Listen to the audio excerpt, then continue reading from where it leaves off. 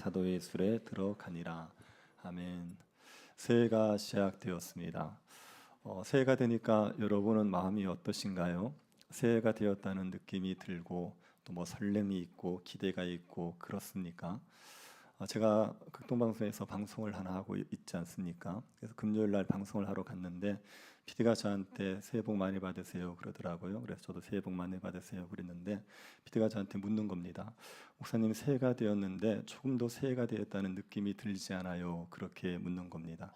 근데 저도 가만히 생각해 보니까 새해가 됐다는 느낌이 별로 안 들더라고요. 그래서 저도 맞장구를 치면서 PD하고 왜 그러냐, 그리고 둘이 머리를 맞대고 생각해 봤습니다. 그리고 내린 결론이 뭐냐면 나이가 들어서 그렇다, 뭐 그런 결론을 내렸어요. 그리고 이제 돌아와서 생각해 봤는데, 나이가 들어서 정말 새해가 되었다는 느낌이 없는 것인가? 그렇습니까? 연세가 드신 분들은 새해가 되면 새해가 됐다는 느낌이 없나요? 뭐 맨날 먹는 떡국인데 그런 마음입니까? 연세가 드셔도 새해가 되면 새해가 됐다고 설레고 그러신 분들이 있더라고요. 그래서 꼭 나이가 든 문제는 아닌 것 같습니다. 왜 새해가 되어도 새해가 되었다는 느낌이 없는지 제가 생각해 본 바로는 마음이 새로워지지 않아서 그런 것 같아요. 새로운 마음, 새로운 다짐 이런 게 없으니까 새해가 되었다는 느낌이 전혀 안 드는 겁니다.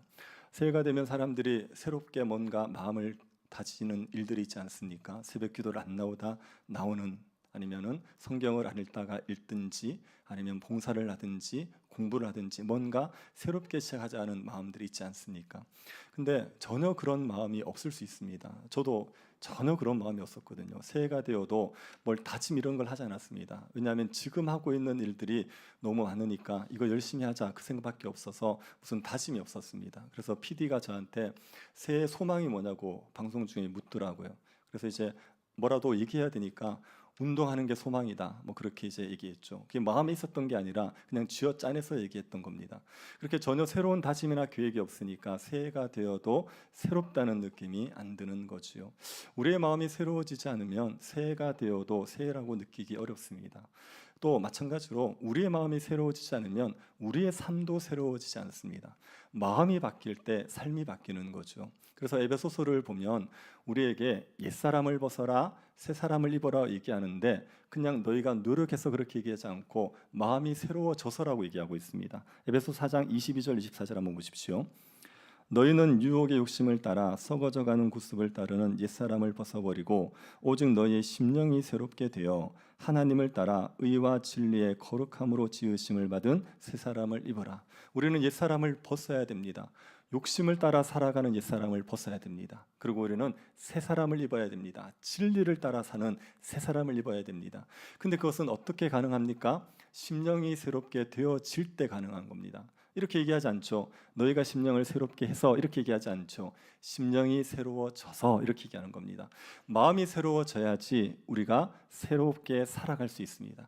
그런데 이 마음이 새로워지는 게 우리 힘으로 됩니까? 안 됩니다. 우리가 마음을 다져 먹는다고 해서 우리의 마음이 새로워지는 게 아니지요. 마음을 새롭게 하는 건 오로지 성령의 역사입니다. 성령께서 우리의 마음을 새롭게 하시고 우리에게 새로운 삶들을 살아갈 수 있게 만들어 주시는 겁니다. 심령을 새롭게 하시는 성령의 역사가 있으면, 그러면 우리의 삶이 반드시 새로워질 수가 있습니다. 새해에 여러분에게 성령 충만함이 있게 되기를 축복합니다. 성령으로 말미암아 여러분의 심령이 새로워져서 여러분의 삶이 바뀌어지는 그런 새해가 되기를 축복합니다. 근데 어떻게 성령이 우리의 마음을 새롭게 하고 우리의 삶을 바꾸시겠습니까? 성령이 딱 임하면 우리에게는 어떤 변화가 생깁니까? 우리가 사도행전을 보면서 그것을 살펴보려고 합니다. 사도행전은 성령의 권능을 우리에게 너무나 잘 보여주죠. 사도행전은 누가가 데오필로라는 사람을 위해서 쓴 거 아닙니까? 이 사도행전을 쓰기 전에 누가복음을 먼저 썼었고, 그 누가복음에서 예수님의 탄생부터 승천까지를 기록하고 나서 그 다음에 예수님이 승천하신 이후에 어떤 일이 있었는지를 알려주기 위해서 사도행전을 쓰거든요. 누가복음은 예수님의 공생애 때의 일이라면 사도행전은 예수님의 승천하신 이후 성령으로 역사하시는 예수님의 이야기입니다. 그래서 이 사도행전을 보면 성령의 능력이라는 것을 우리가 명확하게 알 수가 있죠. 그리고 성령이 사람을 어떻게 바꾸어 내시는지 알 수 있습니다. 또 성령이 교회를 세우시는데 그 교회는 어떤 교회인지도 알 수 있고, 복음이 어떻게 확장되어 가는지도 알 수가 있습니다. 그래서 우리가 이 사도행전을 보면서 성령의 권능을 확신하고 또 우리가 성령의 권능으로 변화가 되고 교회를 세워가고 복음을 전하는데 그렇게 쓰임받는 사람이 되기를 소원하는 그런 은혜가 우리에게 있게 되기를 바랍니다. 그런 마음으로 우리가 사도행전을 1년 동안 한번 살펴보도록 하겠습니다. 오늘은 사도행전을 통하여 1장을 통하여서 성령이 우리를 어떻게 변화시키는지를 한번 생각해 보지요. 예수님께서 승천하시기 전에 이 땅에 40일 동안 계시지 않습니까? 그래서 예수님이 부활하시고 나서 40일 동안 계시고 승천을 하십니다. 누가는 그때 일을 잠시 언급하면서 예수님이 그동안 40일 동안 무엇을 하셨는지를 설명하고 있죠. 한번 3절 한번 보십시오. 그가 고난 받으신 후에 또한 그들에게 확실한 많은 증거로 친히 살아계심을 나타내사 40일 동안 그들에게 보이시며 하나님 나라의 일을 말씀하시니라. 이 40일 동안 예수님이 하신 일을 누가는 두 가지로 설명합니다. 첫 번째가 자신의 부활을 사람들에게 나타내셨다. 그래서 부활을 나타내시는 게 예수님께서 40일 동안 하신 첫 번째 일입니다. 고린도전서 15장을 보면 예수님이 부활하신 것을 11사도에게 나타내시고 그 다음에 500여 형제에게 일시에 보이시고 그러고 나서 예수님의 동생 야보고에도 보이고 또 11사도 말고 다른 사도들이 있습니다. 그들에게도 나타났다고 얘기해요. 그래서 40일 동안 예수님께서는 여러 사람에게 예수님이 부활하셨다는 것을 나타내 보이셨습니다. 그리고 또 한 가지 일이 하나님 나라의 일을 말씀하신 거예요. 하나님 나라는 예수님이 왕으로서 다스리는 나라입니다. 그 하나님의 나라는 예수 그리스도가 오심으로 시작됩니다. 그래서 예수님이 오셨을 때 귀신을 쫓아내고 병을 고치고 가난한 사람들에게 먹을 것을 주고 죽은 자를 살려냈습니다. 이거는 하나님의 나라가 어떤 나라인지를 보여주는 겁니다. 하나님의 나라는 악한 영이 없는 나라입니다. 하나님의 나라는 질병이 없는 나라입니다. 하나님의 나라는 가난이 없는 나라예요. 하나님의 나라는 죽음이 없는 나라예요. 그런 나라를 예수님께서 이루기 위해서 오셨다는 걸 보여준 거죠. 예수님 오심으로 하나님 나라가 시작되고 예수님이 다시 오심으로 그 하나님의 나라가 완성되죠. 이 하나님의 나라에 대한 이야기를 40일 동안 제자들에게 가르치신 겁니다. 이 두 가지, 이게 예수님이 승천하시기 전에 가르쳤던 내용입니다. 여러분 40일이라는 기간은 되게 짧죠. 그 짧은 기간 동안 예수님께서 이 두 가지를 가르쳤다. 이거는 무엇을 보여줍니까? 우리에게 가장 중요한 사실이 이 두 가지라는 거예요. 예수님이 부활했다는 걸 아는 것, 예수님의 하나님의 나라를 아는 것, 이게요 인생에서 가장 중요한 문제입니다. 그래서 이 두 가지를 알면 그러면 그 사람은 영생을 얻습니다. 삶의 방향이 무엇인지 알게 되어 있습니다. 자신이 누군지도 알게 되어 있어요. 이 두 가지를 알면 참 지혜로운 사람입니다. 이 두 가지를 모르지 않습니까? 다른 걸 아무리 많이 알아도 어리석은 자로 살아갈 수밖에 없죠. 예수님이 인생이 꼭 알아야 되는 두 가지를 알리셨습니다. 예수님 부활하셨다, 그리고 하나님의 나라가 있다, 이것을 알리신 겁니다. 그리고 40일이 되어서 예수님이 승천하십니다. 승천하시기 전에 제자들에게 명령을 하시는 겁니다. 4절을 보십시오. 사도와 함께 모이사 그들에게 분부하여 이르시되 예루살렘을 떠나지 말고 내게서 들은 바 아버지께서 약속하신 것을 기다려라. 사도들이 함께 모여서 예루살렘에 떠나지 말고 하나님 아버지께서 보내주겠다고 약속하신 것을 기다리라는 겁니다. 무엇을 기다리라는 겁니까? 5절입니다. 요한은 물로 세례를 베풀었으나 너희는 몇 날이 못되어 성령으로 세례를 받으리라 하셨느니라. 약속하신 것은 성령 세례지요. 요한은 물 세례를 줬습니다. 그런데 하나님께서 성령 세례를 너에게 베풀어 줄 거라고 얘기하는 겁니다. 예수님의 승천으로 말미암아 성령이 임하게 되는 거지요. 물 세례와 성령 세례는 차이가 엄청난 차이가 있습니다. 요한의 물 세례는 뭐냐면 사람들이 자신이 죄인이라는 걸 인정하게 만드는 거예요. 그래서 요한에게 세례받으러 온 사람들은 자신의 죄인됨을 인정하고 세례를 받는 겁니다. 그 사람이 유대인이든지 아니면 세리든지 군인이든지 어떤 사람이든지 나는 죄인입니다, 그걸 고백하는 사람들이 와서 요한에게 세례를 받는 거죠. 이거는요 예수님을 받아들이기 위한 준비를 하기 위해서 반드시 필요한 겁니다. 자기가 죄인이고 하나님의 진노 아래 있다는 걸 모르는 사람들은 예수님을 받아들이지 않아요. 자기가 죄인이라는 걸 알아야 예수님을 받아들이는 겁니다. 요즘에 은혜를 못 누리는 사람들이 많다고 얘기하는데 이유 중 하나가 뭐냐면 자기의 죄인됨을 모르기 때문에 그래요. 그래서 저기 감옥 같은 데서 사역하시는 분들은 복음 전하기가 너무 좋대요. 왜냐하면 우리가 죄인입니다 그러면 그 사람들이 다 인정하는 거예요. 너도 나도 죄인이라고. 제가 소년회 가서 설교할 때도 그랬거든요. 교회 다니는 애들한테는 죄인이라는 걸 납득시켜야 되는데 소년회 애들은 죄인인 건 납득할 필요 없어요. 우리 죄인입니다 그러면 아멘 나와요. 그게 이제 인정이 되는 거예요. 그러면 이제 복음을 받아들일 필요가 있거든요. 그런데 자기가 죄인이라는 걸 인정하지 않는 사람들은 복음을 필요로 여기지 않습니다. 그래서 요한의 물세례를 받으면 죄인임을 인정하고 예수님을 필요로 하게 되는 거예요. 그래서 예수님을 받아들일 준비를 하기 위한 게 물세례입니다. 성령 세례는 그 죄를 씻어버리는 세례입니다. 성령 세례를 받아버리면 죄가 깨끗이 씻겨집니다. 그리고 죄에서 자유함을 얻고 구원을 얻게 되죠. 그 성령 세례를 하나님께서 주실 거니까 기다리라고 얘기하는 겁니다. 어디서 기다리라고 얘기합니까?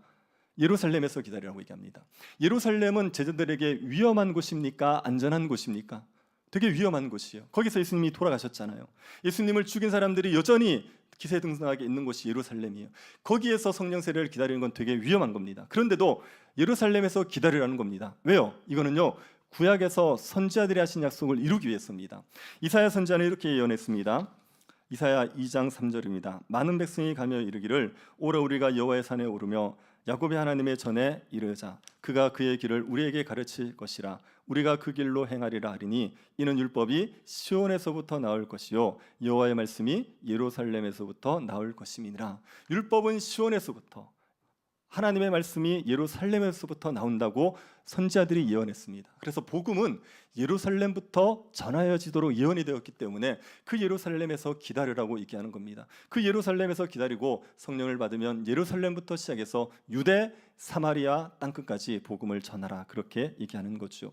그렇게 얘기하자 제자들이 예수님에게 묻습니다. 6절입니다. 그들이 모였을 때 예수께 여쭈어 이르되 주께서 이스라엘 나라를 회복하심이 이때니까 하니, 제자들은 성령이 온다고 얘기하니까 그러면 그 성령이 오는 때가 이스라엘이 회복될 때입니까? 이렇게 묻습니다. 이거는 선지자들의 예언 때문에 그래요. 선지자들은 성령이 임하는 날 이스라엘이 회복될 거라고 예언했습니다. 에스겔서 39장 28절 29절입니다. 전에 내가 그들이 사로잡혀 여러 나라에 이르게 하였거니와 후에는 내가 그들을 모아 고국 땅으로 돌아오게 하고 그 한 사람도 이방에 남기지 아니하리니 그들이 내가 여호와 자기들의 하나님인 줄을 알리라. 내가 다시는 내 얼굴을 그들에게 가리지 아니하리니 이는 내가 내 영을 이스라엘 족속에게 쏟았음이라. 주 여호와의 말씀이니라. 하나님께서 이스라엘이 다 돌아오게 만들어 주시는데 그때 성령을 부어 주시겠다 약속하신 거예요. 그래서 성령의 임함과 이스라엘의 회복은 연결이 되어 있습니다. 그러니 제자들은 성령을 기다려라. 그러면 이스라엘을 회복할 때가 지금입니까? 이렇게 물은 거지요. 여기에 대해서 예수님 뭐라고 대답하십니까? 7절 보십시오. 이르시되 때와 시기는 아버지께서 자기의 권한에 두셨으니 너희가 알 바 아니요. 때와 시기, 이스라엘이 회복되는 때와 시기는 하나님의 권한에 있다. 그래서 너희들은 알 바가 아니다. 여기에서 이스라엘의 회복은요, 예수님이 말씀하시는 건 하나님 나라의 완성입니다. 예수 그리스도의 재림의 때를 얘기하는 거예요. 제자들은 아마 이스라엘이 다윗과 솔로몬 시대처럼 회복되는 것을 의미하고 얘기했을 수 있습니다. 그런데 예수님은 그런 의미에서 이스라엘의 회복의 때를 말하는 게 아니라 이거는 하나님의 나라가 완성될 때, 내가 재림할 때, 그때는 하나님만 아신다. 너희들은 그것을 알 수 없다. 그러니 그것을 알려고 하지 말라, 이 얘기를 하시는 겁니다. 여러분, 여기서 한 가지 기억합시다. 하나님의 계시 중에 우리에게 나타난 계시가 있어요. 그 다음에 하나님이 감추신 것도 있습니다. 하나님의 나타난 뜻도 있고 하나님의 감추어진 뜻도 있습니다. 재림의 때는 나타났습니까? 감추어졌습니까? 감추어졌죠. 만약에 새하늘과 새 땅에 우리가 갔을 때 어떻게 살지는 나타났습니까? 감추어져 있습니까? 그것도 감추어져 있는 거예요. 그래서 하나님이 다 나타내신 게 아니라 감추신 게 있어요. 그런 건 모르는 겁니다. 이런 것들을 억지로 풀려고 하거나 알려고 하면 안 돼요. 그건 성경을 넘어서는 겁니다. 그러지 마시고 하나님의 나타난 뜻을 알려고, 이걸 잘 이해하고 받아들이려고 하십시오. 성경을 볼 때도 마찬가지입니다. 성경에 보면 해석이 어려운 난해 구절이 있습니다. 성경학자들, 그 사람들도 다 해석 못하는 난해 구절이 있어요. 아무리 해석하려고 그래도 잘 풀리지 않는 부분들이 성경에 있습니다. 그런데 그런 부분을 집중하고 있는 거는 어리석은 겁니다. 이거는 난해 구절이기 때문에 아무리 하려고 해도 모르면 그냥 덮어두는 거예요. 그리고 그것 말고 우리가 읽으면 알 수 있는 무한히 많은 말씀들이 있습니다. 그 귀한 말씀들을 잘 먹고 소화시켜서 그 말씀대로 살려고 애쓰는 게 지혜로운 거란 말입니다. 여러분, 생선 드시지요? 생선 드실 때 가시와 뼈는 어떻게 하십니까? 그 골수를 빨아먹고 또 우고우고 식어서 다 드십니까? 가시와 뼈는 따로 발라내서 모아두고 뭐에 집중하시죠? 살에 집중하시죠? 생선 먹을 때 살은 놔두고 뼈만 우고우고 하시는 거 없지 않습니까? 뼈와 가시는 옆에 몰아놓고 그 다음에 그 맛있는 살을 먹으면 되지 않습니까? 마찬가지로 하나님의 말씀을 보다가 난해한 것들이 있으면 한쪽에 모아두시고 이해되는 것을 붙드십시오. 그걸 먹으십시오. 그게 지혜로운 겁니다. 그래서 성경 보실 때 반드시 모르는 것에 집중하지 마시고 아는 것에 집중하시기를 바랍니다. 이게 지혜로운 거예요. 하나님의 뜻 중에 우리가 모르는 거 있습니다. 그거는요, 덮어두시고 하나님께서 잘 드러내신 것, 이것만 열심히 알려고 해도 우리가 알 게 너무 많고 누릴 수 있는 게 너무 많은 겁니다. 주님은 때와 시에 대해서는 알려고 하지 마라, 그렇게 얘기합니다. 그리고 성령이 임하면 어떻게 살아야 되는지 설명하죠. 8절, 오직 성령이 너에게 임하시면 너희가 권능을 받고 예루살렘과 온 유대와 사마리아와 땅끝까지 이르러 내 증인이 되리라. 성령이 임하면 너희들이 권능을 받을 거야. 그리고 너희들이 내 증인이 된다 얘기하는 겁니다. 성령이 사람들을 예수의 증인으로 만든다고 얘기하는 거예요. 예수의 증인이 너희가 되라고 얘기하는 게 아니라 성령은 임하면 사람들을 예수의 증인으로 만들어낼 거라고 얘기하는 겁니다. 우리가 여기에서 성령이 사람들을 어떻게 변화시키는지 알 수 있습니다. 성령은 사람들을 예수 그리스도의 증인으로 만들어냅니다. 복음을 전하는 사람들로, 복음을 전하고 싶은 사람들로 만들어내는 게 성령의 권능이고 성령의 역사란 말입니다. 성령이 사람들을 예수 그리스도의 증인으로만 만드는 게 아니라 성령은 여러 가지 일을 합니다. 성령은 우리가 예수를 믿게 하는 일도 합니다. 자, 예수가 안 믿어지시는 분들, 여러분에게는 필요한 게 성령입니다. 성령이 여러분에게 오셔야 여러분이 예수를 믿을 수가 있어요. 그래서 예수를 믿는 것도 성령이 하시는 일입니다. 우리가 말씀에 순종하고 살아가는 능력은 누가 주십니까? 성령이 주시는 거예요. 우리가 예수를 닮게 하는 건 누가 하십니까? 그것도 성령이 하시는 겁니다. 우리가 은사를 가지고 교회를 섬길 수 있는 건 누가 하십니까? 이것도 성령이 하시는 겁니다. 성령의 능력은, 역사는 여러 가지가 있어요. 그런데 그 성령의 역사는요, 성령을 받으면 동시적으로 일어나는 거예요. 이게 다 같이 일어나는 겁니다. 성령을 받으면 예수를 믿게 돼요.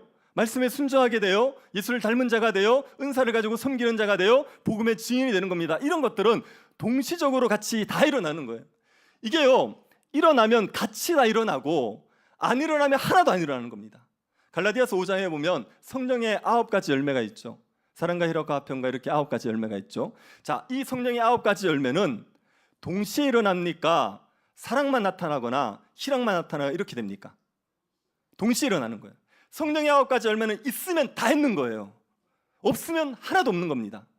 이게요, 부분 이렇게 역사하는 게 아니라 성령은 동시적으로 역사하시게 되어 있어요. 그것처럼 성령이 우리에게 일어나면 우리에게 다 변화들이 일어나는데 그 중에 한 가지가 뭐냐면 복음의 증인이 되는 거예요. 이런 변화들은 반드시 있습니다. 성령이 역사했는데, 성령을 받았는데 자기가 복음의 증인이 안 된다? 이런 건 없단 말입니다. 성령 받으면 반드시 복음의 증인으로 살아가고 싶고, 그래서 복음의 증인의 삶을 살려고 노력하게 되어 있어요. 신자들에게, 성령 받은 사람들에게 전도하고 싶은 마음이 있어서 뭐라도 합니다. 뭐 노방전도를 못할 수 있어요. 너무 부끄러워요. 나는 직장에서 전도를 못할 수 있어요. 가족들에게 전도 못할 수 있어요.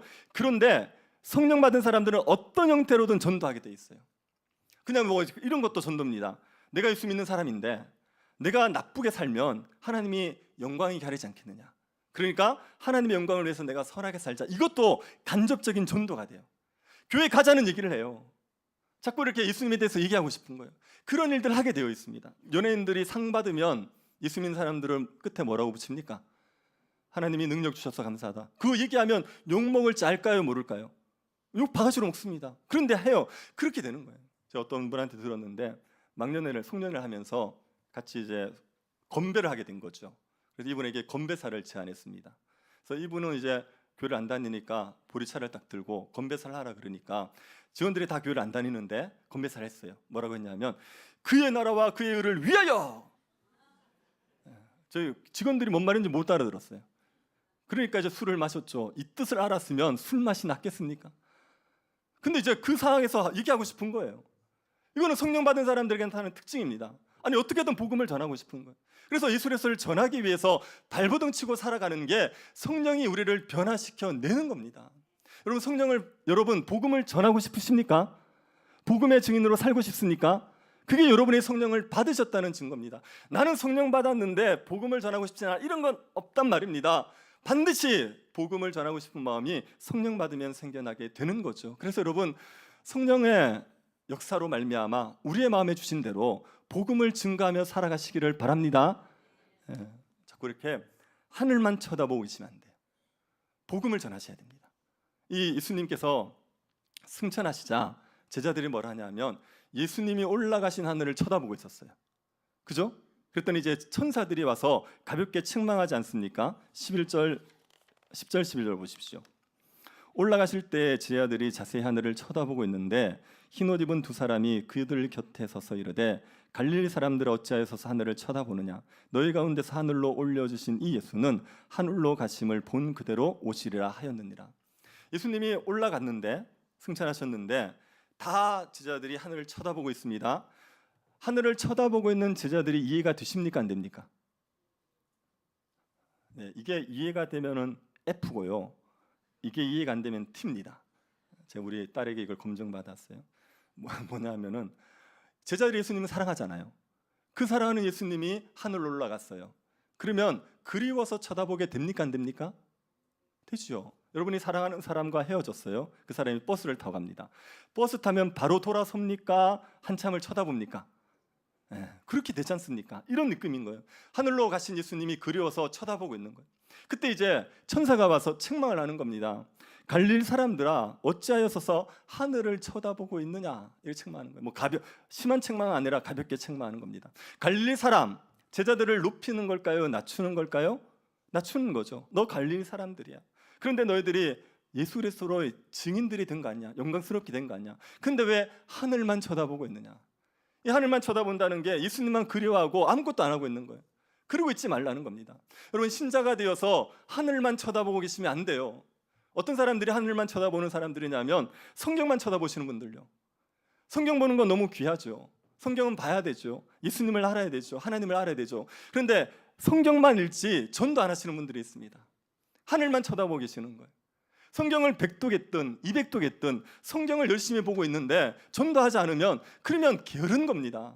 아니 복음을 전하라고 예수 그리스도께서 사명을 주셨는데 그건 하지 않고 밤낮 성경만 쳐다보고 있으면, 예배만 드리고 있으면, 하늘만 쳐다보고 있으면 어떡합니까? 그러지 말고 성령을 받았으면 복음을 전해야 되죠.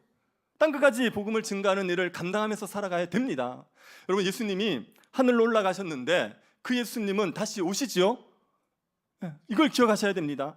하늘로 올라가신 예수님이 지금도 하나님 우편에서 통치하고 계세요. 그 예수님이 다시 오신단 말입니다. 올라가신 모습 그대로 오십니다. 올라가실 때 육체의 모습으로 가셨어요. 내려오실 때도 육체의 모습으로 오세요. 영광스러운 모습으로 오실 겁니다. 올라가실 때 천사들이 나타났지 않습니까? 내려오실 때도 천사들이 나타나게 되어 있습니다. 천사들의 오유를 받으면서 예수 그리스도께서 하늘로서 내려오실 겁니다. 그 예수님의 오심은 호련히 임하는 거예요. 아무도 예상하지 못했을 때 도적같이 오시게 되어 있습니다. 그 예수님을 만났을 때 우리가 무엇을 하면서 예수님을 만나야겠습니까? 맡겨주신 복음을 전하면서 살아가면서 예수님을 만나야 되죠. 예수님을 기다린다고 하면서 기도원으로 들어가시면 안 됩니다. 예수님 기다린다고 하면서 맨날 골방에서 성경 보고 기도만 하고 있으면 안 되는 거예요. 뭘 하셔야 되냐면 복음을 전하면서 살아가셔야 됩니다. 그게 예수님을 만나서 부끄럽지 않은 거예요. 제가 여러분에게 복음을 전하라고 해서 맨날 직장에서 전도하고 다니라 그런 얘기 아닌 거 아시죠? 여러분이 주님의 복음을 위해서 뭐라도 하고 있으면 그건 다 복음을 위해서 살아가는 겁니다. 여러분의 일을 열심히 복음을 위해서 하고 있으면 여러분은 복음을 위해서 살아가는 겁니다. 학생들이 공부를 열심히 주를 위해서 하고 있으면 복음을 위해서 살아가는 겁니다. 그렇게 매일매일을 살아가다가 주님을 언제 만나도 부끄럽지 않게 주님을 만날 수 있는 삶을 살아가라는 겁니다. 하늘만 쳐다보고 있지 마시고 복음을 전하시기를 바랍니다. 우리가 복음을 전할 때 전해야 될 메시지는 뭘까요? 어떤 메시지를 전해야 됩니까? 예수님께서 성령을 기다리라고 얘기하자 제자들이 이제 예루살렘에 모여서 성령을 기다립니다. 예루살렘에 120명 정도의 제자들이 모였어요. 사도들과. 그 사람들이 누구 집에 있었죠? 마가의 집에 있었죠. 마가 다락방에 모여서 같이 기도하는 겁니다. 기다리는 겁니다. 그때 두 가지를 했어요. 첫 번째 한 게 기도. 이 사람들이 모여가지고 기도하는데 며칠 정도를 기도하냐 하면 약 10일 정도를 기도합니다. 제가 한번 계산을 해봐 드릴게요. 예수님이 십자가에서 돌아가시죠. 그때가 6월절입니다. 부활은 언제 하시죠? 안식 후 첫날에 하시죠. 요 안식 후 첫날이 유대인들의 절기로 치면은 초실절이에요. 그래서 이게 이제 요 초실절 때 예수님이 부활하는 겁니다. 이 계산이 다른 사람들도 있긴 해요. 근데 초실절에 부활하고 그 다음에 성령은 언제 임하느냐면 오순절에 임합니다. 초실절부터 오순절 때까지의 기간이 50일인 거예요. 초실절에서 50일째 되는 날이 오순절입니다. 근데 예수님이 승천하고 며칠을 계셨죠? 40일. 그럼 이제 예수님 승천한 이후에 오순절까지는 며칠 정도 남는 겁니까? 10일 정도가 남는 거예요. 그러니까 그 10일간 이 제자들이 기도하는 거예요. 예수님의 제자들은 10일간 기도하면 성령이 올 거라고 생각한 거 아닙니다. 그냥 이제 기도하라 그러니까, 기다리라 그러니까 그냥 기도하고 있었어요. 전심으로 기도하고 있었습니다. 기도에 전념하고 있었습니다. 그러다가 이 사람들이 한 가지를 해요. 그 기간 동안에 한 가지를 합니다. 가룟 유다를 대신하는 사도를 세우는 일을 하는 거죠. 가룟 유다는 예수님을 팔았습니다. 그리고 은 30을 받았지 않습니까? 나중에 그게 후회가 돼서 성전에 가서 은을 던져줘 버려요. 그러고 나서 목을 매다서 죽었습니다. 근데 오늘 본문에 보면 창자가 터져 죽었대요. 근데 이건 아마 이렇게 추측할 수 있습니다. 목을 매서 죽었는데 그런데 시체가 떨어지면서 창자가 터졌던 것으로 이해가 될 수 있을 것 같아요. 그렇게 이제 죽었어요. 그렇게 죽었는데 이 가룟 유다의 배신 이거요 성경에 기록이 되어 있었습니다. 시편 41편 9절에 이렇게 되어 있습니다. 내가 신뢰하여 내 떡을 나눠 먹던 나의 가까운 친구도 나를 대적하여 그의 발꿈치를 들었나이다. 이게 가룟 유다가 예수님을 배반할 것에 대한 성경의 예언입니다. 그리고 가룟 유다는 타인이 그 직분을 취하게 될 거라고 성경이 예언하고 있습니다. 20절에 인용된 성경 구절이 시편 69편 25절과 시편 109편 8절의 말씀입니다. 시편 69편 25절 이렇게 되어 있습니다. 그들의 거처가 황폐하게 하시며 그들의 장막에 사는 자가 없게 하소서. 시편 109편 8절 이렇습니다. 그의 연수를 짧게 하시며 그의 직분을 타인이 빼앗게 하시며. 그래서 가룟 유다의 배반도 성경이 예언되어 있지만 가룟 유다가 그 가룟 유다의 직분을 다른 사람이 취하게 될 거라는 것도 성경에 예언이 되어 있는 거예요. 그래서 사도들이 이것을 깨닫고 그리고 가룟 유다 대신에 사도의 직무를 감당할 사람을 세우기로 한 거지요. 두 가지 방식으로 합니다. 첫 번째, 추천을 받아요. 어떤 사람들, 조건이 뭐냐면 세례 요한의 때부터 예수님 승천하실 때까지 우리와 함께 다닌 사람, 이게 조건입니다. 그 조건에 맞는 사람을 추천받았는데 두 사람을 추천받습니다. 요셉이라는 사람하고 matthea라는 사람하고 두 사람을 추천받아요. 그리고 이제 두 사람 중에 한 명을 세워야 되는 거죠. 요 결정권은 누구에게 맡기냐면 하나님께 맡기는 거예요. 왜냐하면 12사도를 세울 때 예수님이 직접 뽑으셨어요. 그것처럼 이 가룟 유다를 대신할 사도도 예수님이 직접 뽑아야 된다고 믿는 거예요. 그래서 제비 뽑기의 방식으로 한 명을 딱 뽑았습니다. 누가 뽑혔습니까? matthea가 뽑힌 거예요. 그래서 12명의 수가 채워지는 일을 한 겁니다. 사도는 11명으로 두면 안 됩니까? 굳이 왜 12를 채워야 됩니까? 하나를 안 채우면 찝찝합니까?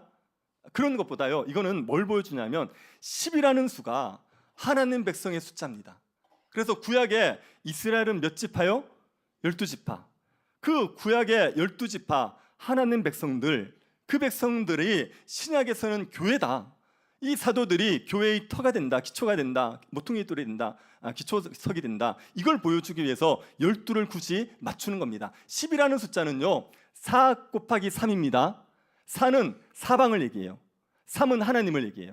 그래서 사방에 흩어져 있는 하나님의 백성들을 얘기할 때 12를 얘기하는 겁니다. 그래서 그 10이라는 숫자를 굳이 맞추는 거죠. 이걸 맞추는데, 그래서 matthea를 세우는데 그 matthea를 세울 때 조건이 이거였습니다. 21절 한번 다시 한번 보십시오. 21절 22절. 이러므로 요한의 세례로부터 우리 가운데서 올려져 가신 날까지 주 예수께서 우리 가운데 출입하실 때에 항상 우리와 함께 다니던 사람 중에 하나를 세워 우리와 더불어 예수께서 부활하심을 증언할 사람이 되게 하여야 하리라 하거늘. 사도를 세우는데 사도의 직무는 뭡니까? 예수의 부활을 증언하는 거예요. 그래서 예수의 부활을 증언할 수 있는 사람을 사도로 세우기 위해서 마띠아를 세운 겁니다. 사도가 전해야 될 메시지의 핵심이 뭐냐면 예수님이 부활하셨다는 거예요. 이게 사도들이 전해야 될 복음의 핵심인 겁니다. 예수님의 부활을 얘기하려고 그러면 예수님의 십자가를 얘기할 수밖에 없죠. 예수님의 십자가와 부활을 얘기하려면 예수님이 누군지를 얘기할 수밖에 없죠. 그래서 예수님이 누군지를 설명하고 예수님의 십자가 부활을 설명하는 게 그게 복음의 핵심입니다. 그래서 여러분, 복음이라는 것은 이렇게 정의가 됩니다. 같이 한번 읽어봅시다. 복음: 하나님의 아들인 예수 그리스도께서 우리 죄를 위해서 십자가에서 죽으시고 3일 만에 부활하셨다는 사실을 믿으면 누구든지 구원을 얻게 된다는 소식. 네, 이 복음의 정의를 외워두시는 게 여러분이 복음을 누리고 복음을 전하는 데 유익합니다. 일단 예수님이 누군지를 설명하셔야 돼요. 예수님은 하나님의 아들이다, 이걸 설명하셔야 됩니다. 그 다음에 예수님의 십자가를 얘기해야 됩니다. 복음을 얘기할 때 십자가를 얘기하지 않을 수 없습니다. 예수님의 십자가를 얘기하고 예수님의 부활을 얘기해야 됩니다. 예수님의 부활은 예수님께서 우리를 위해서 죽으셨다는 걸 확증해 준 사건이거든요. 이 부활의 사건을 전하는 겁니다. 그러면 그것을 진리라고 받아들이는 사람, 그 사람들은 누구든지 구원을 얻게 되는 거죠. 이게 복음인 겁니다. 여러분, 우리는 사상을 전하는 게 아닙니다. 기독교는 사상이 아닙니다. 기독교는 사건이에요. 부활이라는 역사적 사건이에요. 이 부활이라는 역사적 사건이 진짜면 기독교는 진짜인 거고, 부활이 가짜면 기독교는 가짜인 겁니다. 우리는 부활이라는 역사적 사건을 전하는 겁니다. 이 부활을 전하면, 이 부활이 사실이라고 전하면 그것을 믿는 사람들은 죄와 사망에서 건짐을 받는 거죠. 우리가 잊지 말아야 됩니다. 하나님의 심판이 있어요. 하나님의 진노가 있어요. 죄인에 대한 하나님의 진노가 반드시 있습니다. 우리랑 같이 살고 있는 가족이 예수를 믿지 않으면 그냥 아무 문제 없이 사는 게 아니라 하나님의 진노를 받아서 지옥의 형벌을 영원히 누리게 되는 거예요. 내가 같이 맞대고 있는 내 친구들이, 내 이웃들이 예수를 믿지 않으면 하나님의 진노 아래 영원한 형벌을 받게 되는 겁니다. 우리가 이걸 잊어버리면 안 됩니다. 그런데 그들에게 부활을 전해주면, 그들에게 예수 그리스도를 전해주면 그들이 살아난단 말이에요. 나의 가족이, 나의 친구가, 나의 이웃들이 살아난단 말입니다.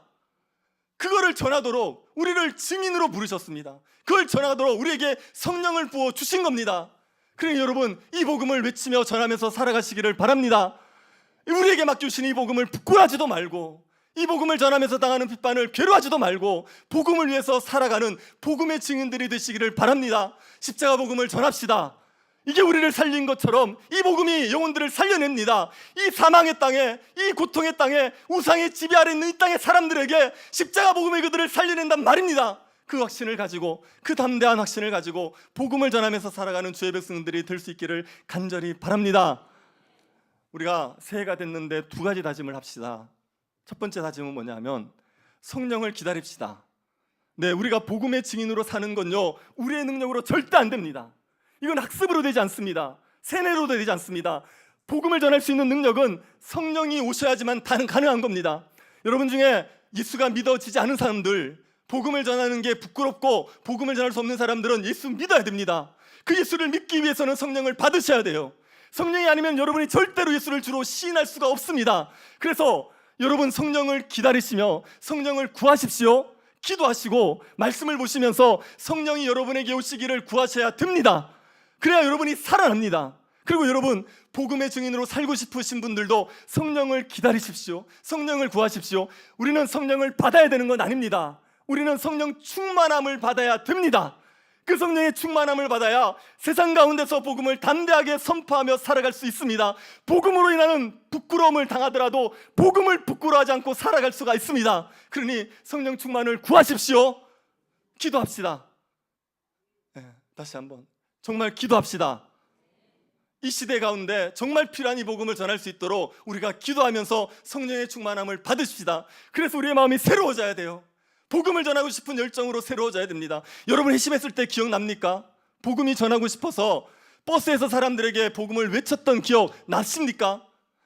사람들이 욕먹을 거 알면서도 길거리에서도 복음을 전하고 싶었던 그 열정 기억나십니까? 그걸 회복하셔야 됩니다. 그 복음의 열정들을 회복하셔서 복음을 전하셔야죠. 그러기 위해서 기도하셔야 됩니다. 기도하지 않는데 복음을 전할 마음이 생기냐? 절대로 그렇지 않습니다. 기도하지 않으면 세상 때문에 우리의 눈이 어두워져서, 기도하지 않으면 세상의 염려에 삼켜져서 우리가 복음을 전할 마음을 못 먹어요. 기도하면 우리 마음에 성령께서 역사하셔서 복음을 전할 수 있는 소원들을 주시고 복음을 위해서 살아가게 만들어 주시게 되어 있습니다. 그러니 성령 충만을 위해서 같이 기도하면서 우리의 마음이 복음을 전하고 싶은 열정으로 새로워지는 복을 누리게 되기를 축복합니다.